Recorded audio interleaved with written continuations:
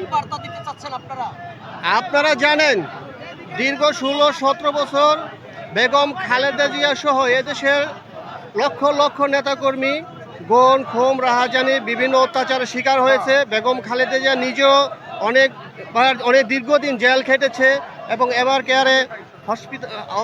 Care হসপিটালে তিনি চিকিৎসাধীন অবস্থায় আছে। পরিশেষে তিনি সুচিকিৎসার জন্য লন্ডনে গেছেন। দীর্ঘদিন তিনি লন্ডনে চিকিৎসা শেষে আজকে তিনি দেশে আসছেন তার দুই পুত্রবধূকে নিয়ে।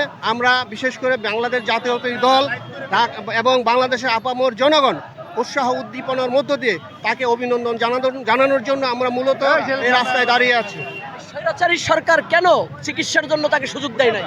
আপনারা জানেন তো ফেসিবাদ, উনি বিশ্ববাসী জানে, উনি জানে এই ফেসিবাদ সরকার খুব ভালো করে জানে। উনি জনপ্রিয়তার শীর্ষে, উনি খুব জনপ্রিয় একটি নেত্রী।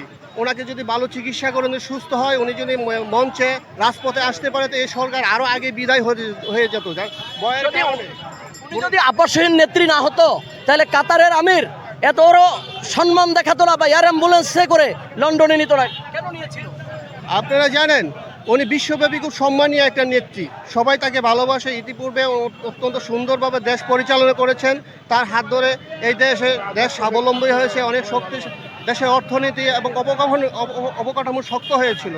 এজন্য ওনাকে সবাই ভালোবাসেন। উনি একটি আপসীন নেত্রী, তার নেতৃত্বকে সবাই পছন্দ করেন, তার ব্যক্তিত্বকে পছন্দ করেন।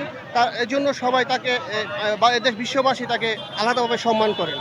শেষ প্রশ্ন, আগামী নির্বাচন নিয়ে চিন্তা ভাবনা কি?